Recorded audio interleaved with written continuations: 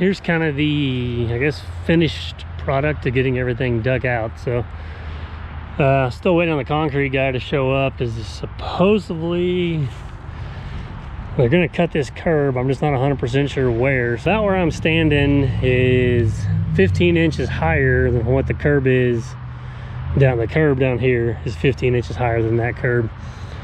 So that kind of pitched all this way. So I want to make sure I don't have any puddling or water in that far corner. Like I said, I think they're gonna cut the curb down and maybe put like an 1.5 inch lip higher than the street, and then maybe put a little 4 or 5 foot concrete approach all the way down this. And originally he was just going to do a 40-foot wide patch, so that this white mark right here is my 40-foot mark, so he may actually just cut it to here and leave it. But like I said, essentially I don't want this whole thing sloping towards that corner. I want that corner built up where whatever surface water on the rock drains off to the front, where we don't have any puddling.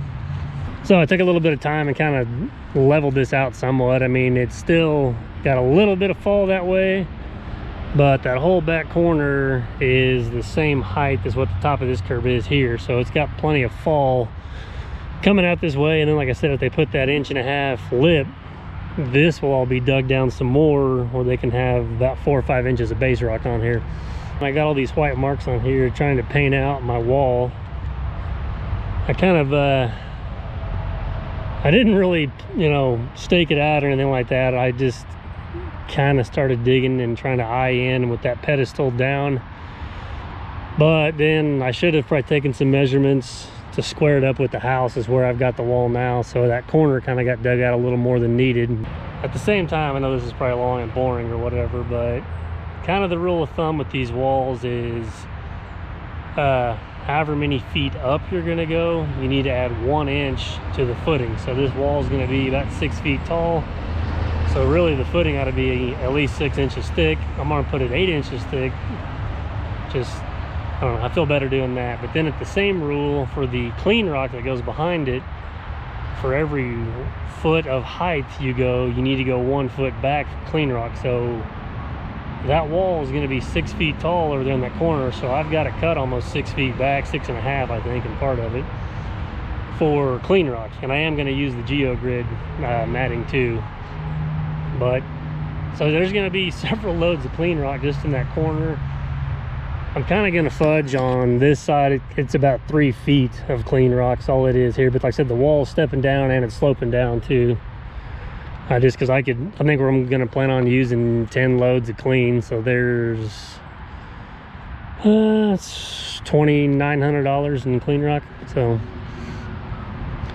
but then these marks I got on there is where the wall is going to step up each time. And I'm actually going to bury part of the bottom row of blocks, so it'll be, I think it's going to be 10 blocks total, but you're really only going to see like 8.5 or 9 of them. That 10th block will be buried in there too, just to kind of help hold it. And then this is actually be the front of the wall. Those blocks are a foot thick, so then you still got 5.5, 6 feet right here to clean.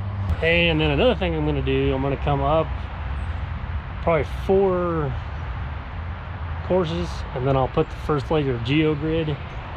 And I'm actually going to come in here and actually excavate a little bit of this dirt back, run that Geogrid into the side of that hill 2 or 3 feet, lay it in there and compact it. Then we'll go up another 3 or 4 rows, and then which will already be cut back, but I'll run that Geogrid back a little bit further and just kind of blend it in, because I don't want it to just run up where this is all new and loose and then it just hits something solid. It won't have anything to kind of hold it to, so I'll pull that back and kind of see. I mean, I can't paint a straight line anyway, but I dug it out, and it's the way it's dug out, it's too far in this corner, so that wall will actually sit pretty close, run right into that pedestal and be back here. So like I said, you can't go off my paint line. I gotta dig a little bit of that out. So yeah, that's where we're at for now. We're supposed to have rain coming in all weekend, so I'm not gonna dig my footing. I may go and start pushing my dirt that I've got put in there. Then we'll just see how muddy it is on Monday and try to get this out and then start getting this footing in and working on the wall. I've got like 62 loads of fill dumped in here, so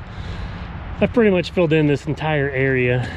But I think what I'll do is just start kind of pushing it up against all that other junk that I've been dumping and kind of filling this in. That's problem is it's not like great. I mean, it'll work for filler dirt, but you can see there's a lot of roots and trash and junk like that in it, so it's nothing structural that you want to build anything on. But I mean, it'd be decent stuff to if you had a low spot or anything like that. But I think just to kind of clean it up and keep it off the road, I may just kind of work my way up. So I know the sign guys pull up through here and try to get to that, so I may just finish the day out doing that.